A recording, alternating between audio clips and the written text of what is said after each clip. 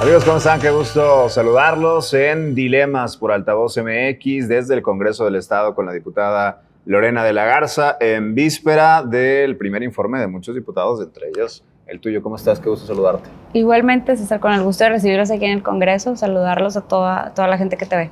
Platicar, hace como 2 o 3 meses que platicamos, hablábamos de una luna de miel, ¿no? Entre el Estado y los diputados. Parece ser, yo auguré un año de luna de miel y de repente se cortó esa relación, se acabó la luna de miel. ¿Qué pasó? Pues como todos los matrimonios, no te creas. Ánimo, ya sé que te vas a casar, ¿sí? No es así, puede ser siempre una luna de miel. Pues mira, yo creo que la naturalidad de que haya diferencias de opiniones, punto.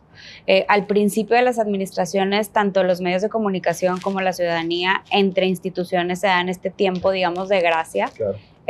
Para pues que la administración vaya probando, pues, cómo quiere ir llevando la administración, sus programas de gobierno y que vayan empezando, porque pues hay que darles tiempo. Va pasando el tiempo y obviamente empieza a subir el nivel de exigencia, las demandas ciudadanas se van acumulando y ya no le puedes dar el pretexto a la ciudadanía de es que vamos entrando, es que no habíamos detectado, es que no sabíamos, ya llegaste, ya te instalaste, ya detectaste, ahora sí a jalar. Y pues eso es lo que ha pasado, ya tienen pues ya prácticamente el año en la administración. Y conforme han sucedido problemas, nosotros como representantes de la gente, que somos los diputados, pues llevamos las exigencias de la ciudadanía al gobierno y ahí es donde empiezan las diferencias. ¿Se acabó el bono de confianza del Estado muy rápido? ¿Así lo consideras? No sé si es el bono de confianza, pero sí, Monterrey es un público muy exigente en cualquier tema que lo veas, en deporte, en espectáculo, más en política. Entonces, la gente empieza con justa razón a exigir con todo su derecho y nosotros tenemos que ser un portavoz de lo que ellos piden. No te sé decir si se le acabó la confianza o no, no lo tengo medido, tampoco he hecho encuestas para ver aprobación ni nada, pero sí sé que las exigencias pues sí están todos los días en diferentes temas y nosotros no podemos obviarlo, tenemos que manifestarlo igual que como la gente lo hace en la calle y en sus casas. Fueron llegando crisis tras crisis, una más grande que otra, pero la madre de las crisis hoy en día es el tema del agua. El agua. La crisis del agua, que si bien es una crisis a nivel nacional, parece que Nuevo León la vive con mayor intensidad. Hace poquito platicaba y en Baja California Sur, por ejemplo, tienen años con esta crisis y les llega el agua cada 2 o 3 días. Sin embargo, en Nuevo León eso no parecía posible de entrada. ¿Cómo ves el tema de la crisis? ¿Qué te ha dicho la gente que representas? Y sobre todo, ¿se ha manejado bien esta problemática? Fíjate, la primera como crítica pública que yo hice al tema del agua fue con los horarios. Por ahí publiqué un tuit que decía que los horarios de la programación de cortes de agua eran una farsa. Entiendo el tema de la sequía y de la crisis de agua, pero no sé si esto es una grosería o no, pero no te madrees a la gente, porque la gente necesita programarse. Tanto las mamás que necesitan programar la vida de sus hijos, como la gente que tiene que salir a trabajar, la gente que tiene que hacer su día, a qué hora vas a lavar, a qué hora vas a lavar los trastes, a qué hora vas a limpiar los baños, etc. Entonces, la primer molestia fue no estás cumpliendo con los horarios. ¿Y qué recibíamos nosotros? La negativa de no, es falso. Sí, los horarios sí se cumplen. Solo hay un 2% de colonias en donde no se está cumpliendo. Y les decíamos aquí, pues a lo mejor a todos aquí nos toca, somos los alados porque nos toca trabajar en nada más las colonias del 2%, porque a donde vamos recibimos ese reclamo. Entonces, yo creo que el primer error fue la negativa del problema. O sea, muchos meses estuvimos escuchando que no iba a haber cortes de agua, que no había un problema de agua y de repente, no, saben que siempre sí iba a haber. Y entonces la falta de transparencia hace que la gente no tenga certeza de lo que está pasando y lo llegan con el diputado y te dicen, oye, tú que estás ahí adentro, dime la verdad, ¿cómo está el problema del agua? ¿Qué pasó? Y pues uno se queda así de, yo sé lo mismo que tú, porque yo también estoy al pendiente de lo que dicen las autoridades y es lo que sé. Mandamos pedir o traer, es que decir mandar a traer se oye como muy punitivo, pero no, pedimos la comparecencia del titular de agua y drenaje para que viniera y nos explicara y respondiera algunas dudas que tenía la gente y pues sí, te das cuenta que el problema es mayúsculo y sobre todo que pues no es un problema que se va a solucionar en un fin de semana, ¿verdad? Es algo que vamos a arrastrar un ratito. Sobre ese tema hay formas nuevas de hábitos de vida.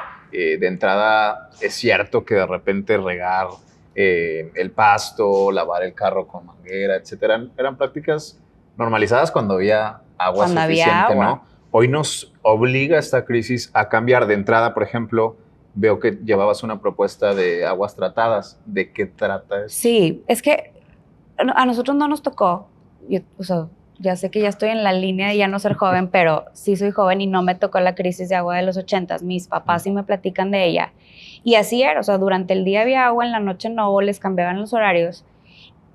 Y esa generación que vivió cuidando el agua, como que después se fue acostumbrando a ya hay agua y no hay problema, y nosotros crecimos sin tener el problema de desabasto de agua en la cabeza. Entonces tú, baños largos, lavarte los dientes con el agua corriendo, regar el zacate todos los días, en la mañana y en la noche para que se vea bonito, lavar el carro con manguera, no exigirle a las empresas el cuidado y el reciclaje de agua, lavar las áreas verdes, regar las áreas verdes con agua potable. Entonces, cuando llegó toda esta crisis, dije yo, ¿qué podemos hacer en tema legislativo? Porque somos diputados, no somos los operadores del Poder Ejecutivo, y porque esto a veces se confunde. Pero en la esfera de leyes, para poder apoyar la crisis de agua. Y hablando con especialistas nos dimos cuenta de que en el tema del agua tratada hay un potencial número de ahorro de agua muy grande. Te voy a poner un ejemplo. Un hospital que consume demasiada agua porque pues todo tiene que estar sanitizado, todo el agua purificada y para todos sus procesos. ¿Qué pasa con el agua que ya la usaron? Pues se regresa a la red de agua de drenaje, ¿no? Como agua sucia.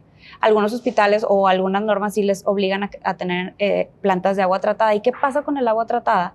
Pues el agua que tú ya usaste la metes a un proceso de tratamiento de agua, la limpias y después la puedes reutilizar en otro proceso, ya sea en los procesos de enfriamiento, o sea, para usar para los climas, que ahí no necesitas tener agua potable porque no es de contacto humano, y puedes ahí pues ahorrarte toda esa agua que de otro modo estarías tirando. Hay muchas empresas grandes, sobre todo las grandes, que tienen sus plantas de agua tratada, pero no hay esa infraestructura aún para regresarle a la red de agua de drenaje esta agua tratada para que se utilice para otros procesos.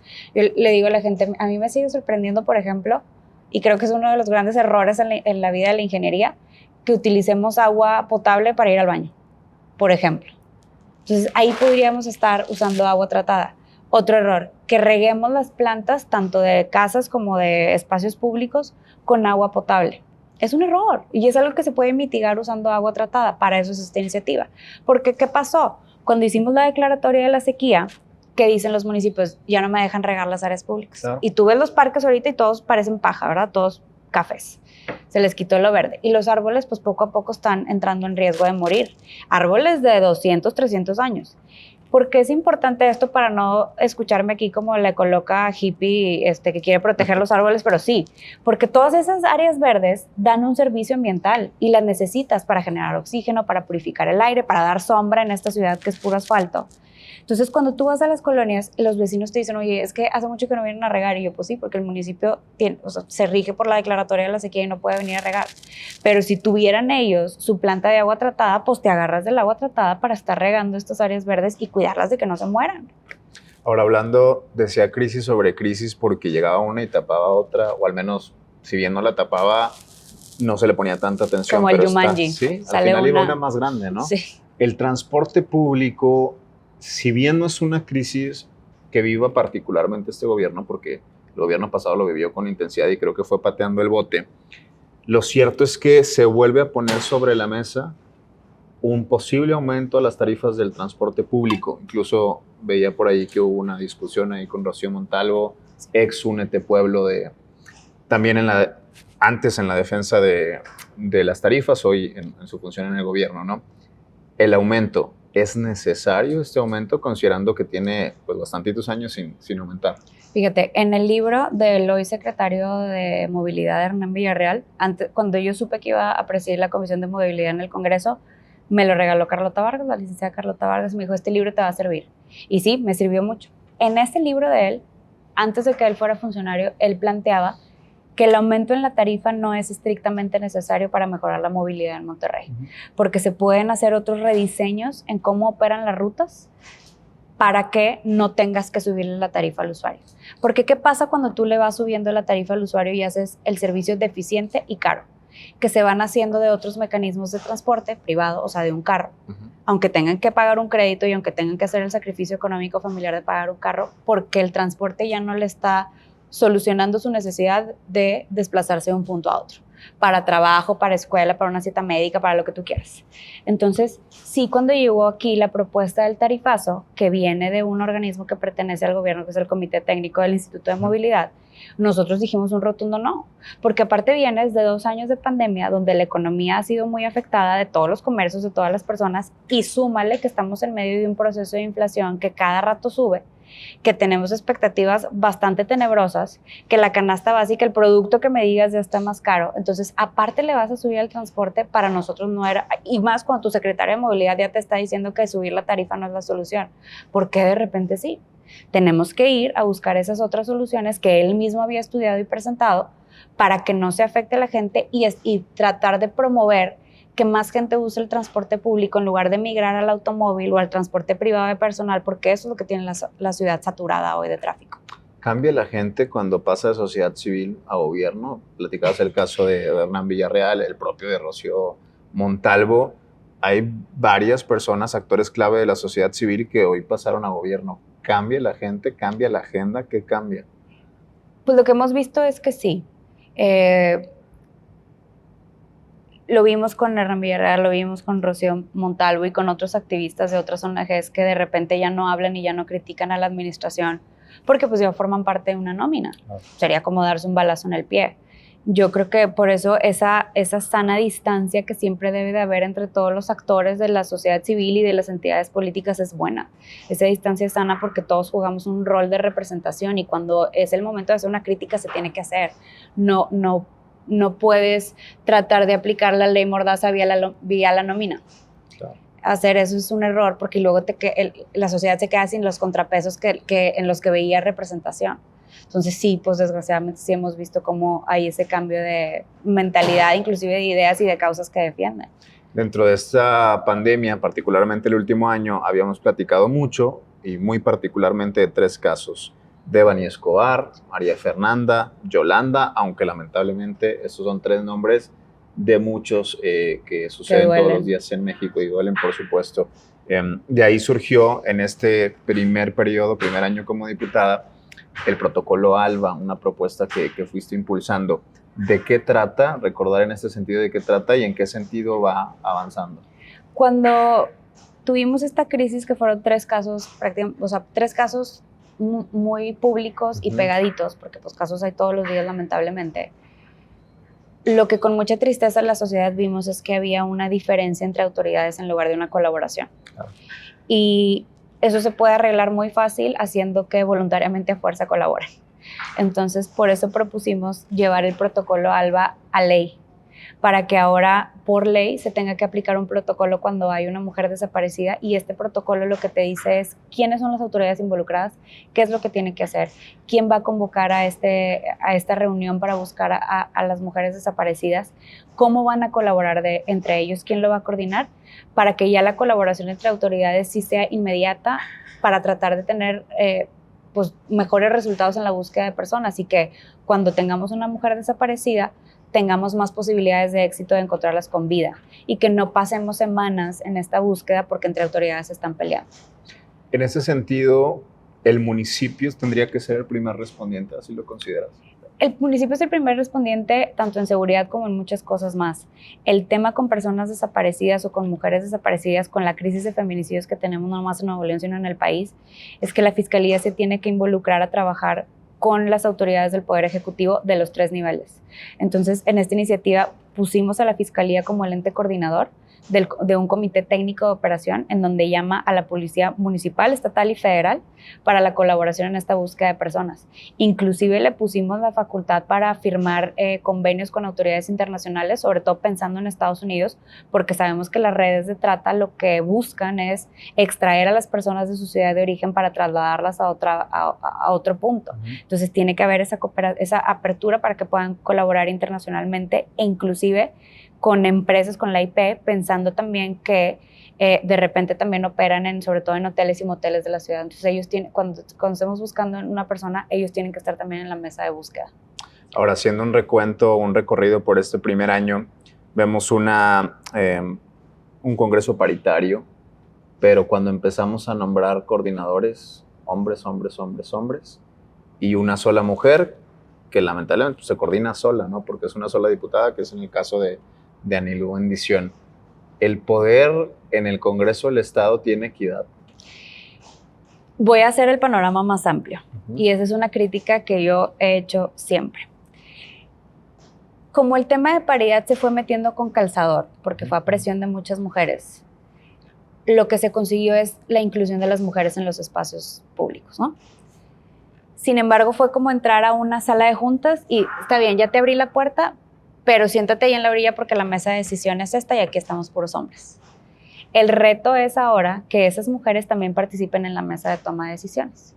Y nos toca otra vez empezar y meternos con calzador a fuerza o también con la operación política que cada mujer política puede hacer, porque eso también es de muchas habilidades, para poder estar en este proceso de toma de decisiones.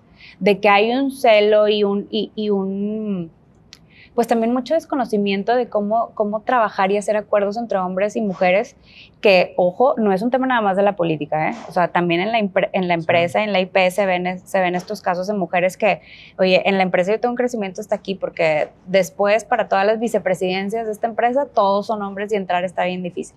Es un tema también muy cultural, o sea, está muy arraigado el hacer estas mesas de trabajo entre puros hombres, estas reuniones de trabajo paralelas en el Cigar Club o en tal lugar o cual, entre puros hombres, porque así ha sido históricamente. El reto es ahora esa apertura.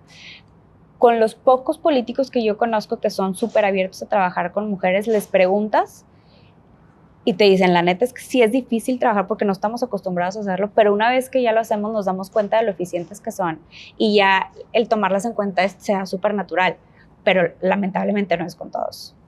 En ese sentido, y hablando también del Congreso, ¿qué tanto pesa la política en la toma de decisiones?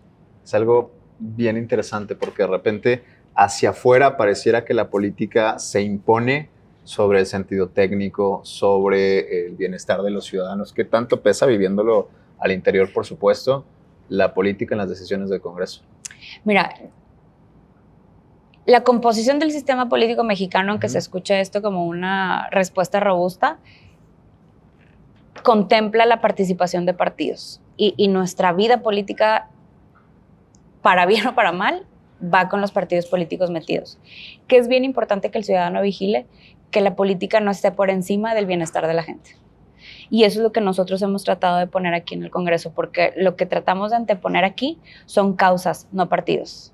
Obviamente todos los partidos tienen agendas que defienden, temas que defienden, causas que defienden, y eso es cuando ya llega el punto de meterle a la política, porque pues sobre todo en los temas controversiales habrá quien esté a favor y quien esté en contra, y también es una visión de partido, pero lo que el ciudadano tiene que estar vigilando, que siempre no se nos vaya a nosotros los políticos la onda y nos confundamos, es que la política no está por encima de las causas de la gente.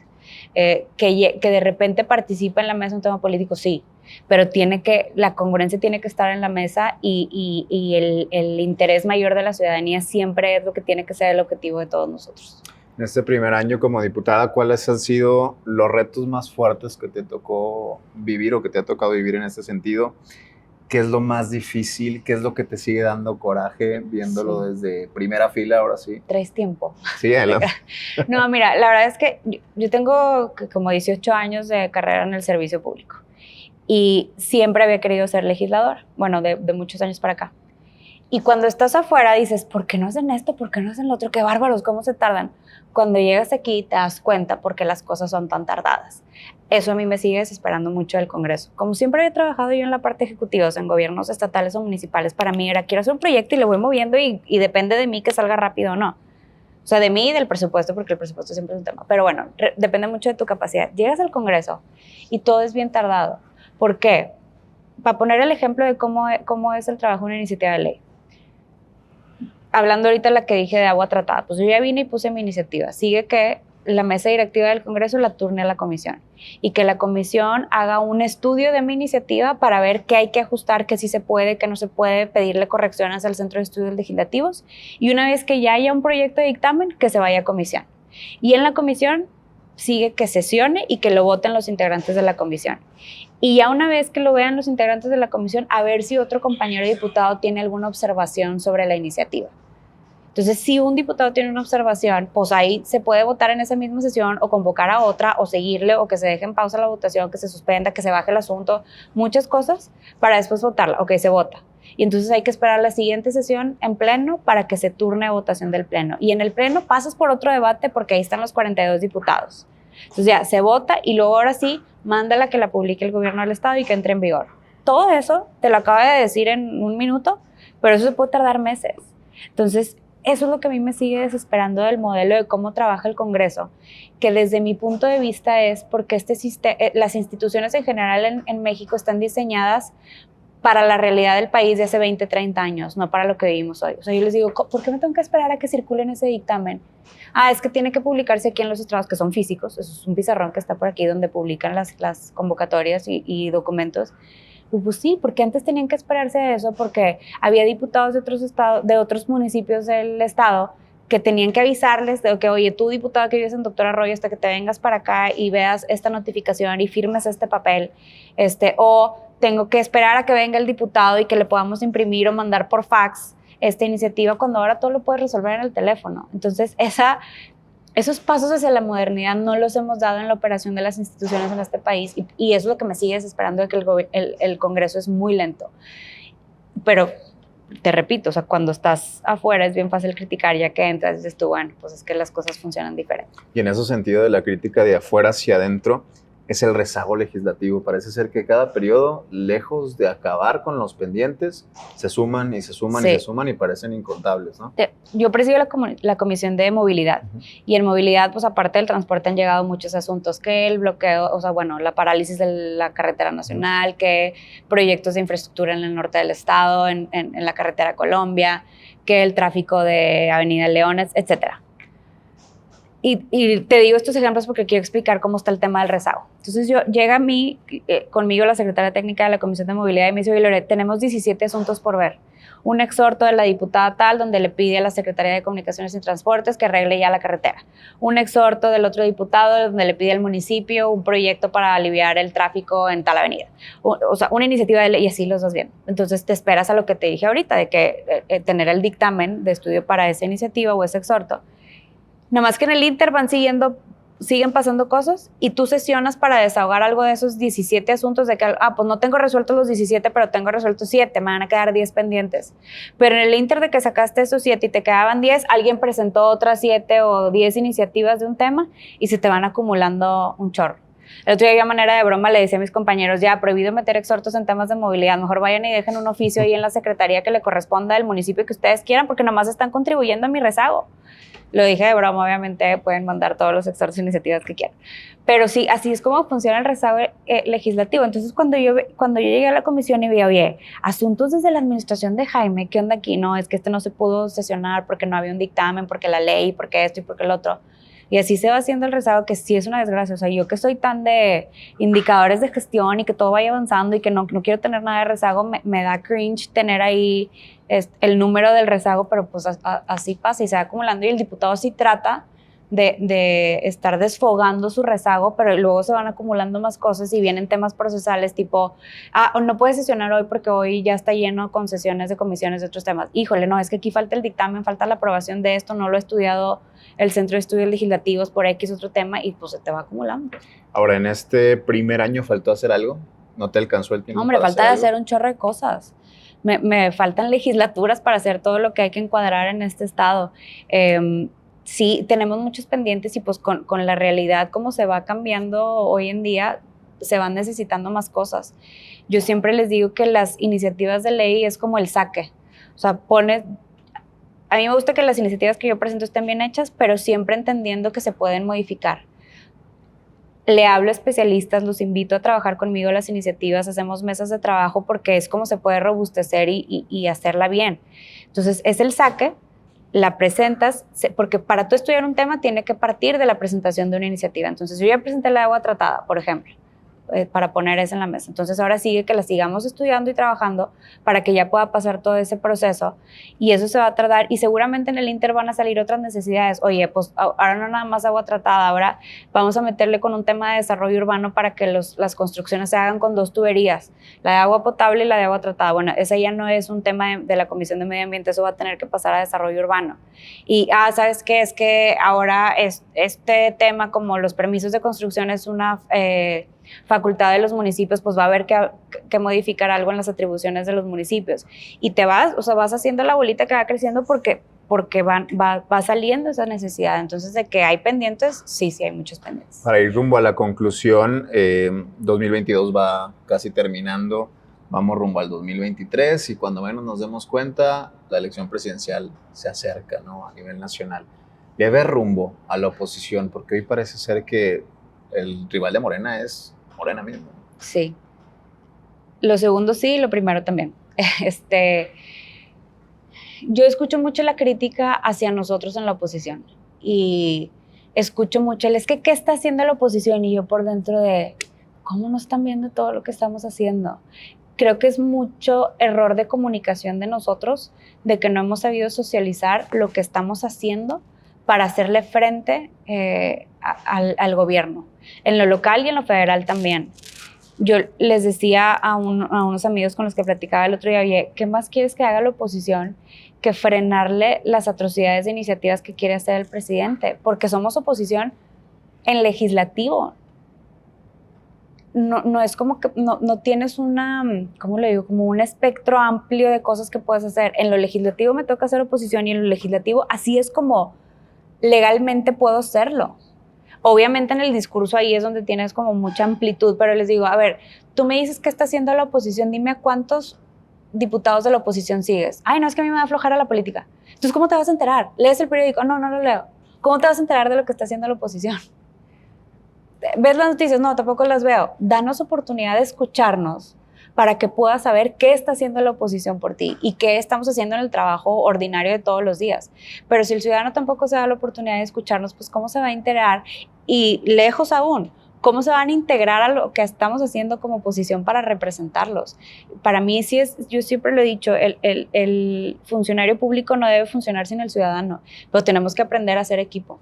Entonces tú dices, ¿qué es lo que está haciendo la oposición? Bueno, fíjate lo que está haciendo, pero también sugiéreme. ¿Qué quieres que haga? ¿Cómo te represento? ¿Cómo lo puedo hacer? ¿Qué pasa con el PRI, que de ser el partido dominante a nivel nacional, de tener gubernaturas 14, 15, pasó a prácticamente nada y en riesgo de perder una de las dos del siguiente año, Estado de México y Coahuila? En esa autocrítica, ¿qué no ha hecho el PRI o qué ha hecho mal el PRI para que los resultados hablen por sí mismos, ¿no? Sí, yo digo, aquí es donde pido un pedacito de ribotril o algo así. Definitivamente el PRI ha tenido o ha pasado por un proceso de desconexión con el ciudadano, y por eso el ciudadano lo dejó de ver como una oportunidad. Yo soy bien romántica de la política. Yo creo mucho en la política como una herramienta para cambiar lo que no me gusta del país. Y hace muchos años yo decidí que el PRI iba a ser mi plataforma, pero sí reconozco que funcionarios priistas han cometido muchos errores que han alejado a la ciudadanía. Hace poquito tuvimos una reunión de diferentes militantes del partido, y pues cuando vas a una reunión del PRI, la verdad es que está bien padre porque ves la diferencia generacional. Hay muchos viejitos priistas que yo quiero con todo mi corazón porque son una referencia muy importante y tienen muchísima experiencia, y de hecho de repente les hablo yo para consultarles de cosas porque pues han sido funcionarios de todos niveles y de todas las entidades de gobierno, y les consulto, y si tú ves cómo analizan las generaciones la política, es bien diferente. Entonces decía uno de ellos, es que los traidores, los priistas que se han ido, que se vayan, ya no los necesitamos. Y luego me toca a mí intervenir y les digo, sí estoy de acuerdo y no estoy de acuerdo. O sea, qué mala onda que se fueron, pero yo quiero saber por qué. Porque si un militante se te va, con más facilidad se te va un votante. Hubo algo en lo que hicimos que los decepcionó, que dijeron en el PRI ya no voto. Pero es como el novio que quiere recuperar a la novia, o al revés, porque equidad ya en esta época. Pues le tienes que echar ganitas para recuperarlos, para recuperar al votante, y tienes que hacer con mucho trabajo que la gente vuelva a creer en ti, vuelva a confiar en ti, y yo como joven del partido, que me den esa oportunidad de servir. Cuando llego a las colonias con la gente, con los vecinos, les digo, a mí dame la oportunidad. Yo te puedo hablar por lo que hace Lorena de la Garza, por el trabajo de Lorena de la Garza, por mis declaraciones, por mis publicaciones, por lo que yo digo y represento. Yo no te puedo hablar por nadie más. Dame la oportunidad de servirte para que a mí me puedas juzgar en un momento a través de un voto. En este sentido, hace unos días el dirigente del PRI salía a un mensaje a Movimiento Ciudadano para que se uniera a la oposición y para que juntos todos estos partidos, hablo del PRI, hablo del PAN, hablo de MC, no me gusta hablar del PRD porque honestamente pienso que murió hace tiempo y ahí nadan de muertitos, pero ¿es esta la vía? ¿Todos contra Morena? Es que si tú ves todos los estudios de opinión y empiezas a hacer ahí una lógica aritmética, te das cuenta que toda la oposición necesitamos estar unidos. Porque como lo decías tú hace ratito, parece que la única oposición de Morena es Morena mismo porque no hay cómo enfrentarla. En Nuevo León creo que es donde menos ha podido crecer el partido, pero si tú te vas a la aprobación del presidente, sigue estando altísima. No sé cuál sea el último sondeo 64. Que viste, pero está en 64%. Yo vi uno hace poquito de 67%, con crisis tras crisis tras crisis y el país inestable y desordenado y peligroso como está hoy. Y la aprobación del presidente parece que tiene cera puesta, o sea, todo se le resbala. Entonces, cuando tú empiezas a ver, oye, la aprobación o la intención de voto por Morena es 43%. 43 o 45%. Y luego te vas por partidos a nivel nacional y ves que Movimiento Ciudadano tiene un 7%, que el PRI tiene un 16%, el PAN tiene 16 o 15% y PRD ahí tiene también su cachito, creo que como 5%. Pues necesitamos la suma de todos esos porcentajes para poderle hacer un combate frontal a Morena. Si no, parece que Morena va en caballo de Hacienda y los vamos a tener gobernando otra vez a partir del 24. Entonces, cuando como partido haces una solicitud para la unidad de todos los partidos, no estás hablando de un quiero ganar porque quiero ganar, sino un reconocimiento de que necesitamos unirnos para hacerle combate a algo que nosotros no estamos viendo como una forma de gobierno buena para el país. De eso se trata. Aquí no se trata de que el partido domine, que el partido quiera seguir en el poder, es que si no nos unimos, lo que estamos viviendo en México va a seguir pasando y peor. Y ya para cerrar a nivel local, me llamó mucho la atención una declaración del coordinador de la bancada de Movimiento Ciudadano, dice, vamos por la mayoría. Sí. ¿Cómo toman esto? Como una declaración bastante desafortunada. Yo quiero pensar que él se refería a vamos por la mayoría en sus votaciones y en sus causas, porque el diputado siempre tiene que estar gestionando los votos a favor de lo que va presentando. Quiero pensar que no es una amenaza de que van a seguir con la compra de voluntades y la compra de diputados. Quiero pensar que no es una afrenta hacia los demás grupos legislativos porque quieren seguir construyendo por el bienestar de este país y porque no es momento de política, es momento de trabajo. Y quiero pensar que también sabe que está topado porque hay un principio que se llama la sobrerepresentación con la que ellos no podrían acceder a más de 12 diputados. Entonces, yo quiero pensar todo eso y que no fue una declaración que es una afrenta a las demás fracciones y mucho menos un deseo de no trabajar en equipo por Nuevo León. Diputada Lorena de la Garza, hoy en Dilemas por Altavoz MX. Gracias, diputada. Gracias a ti. Hasta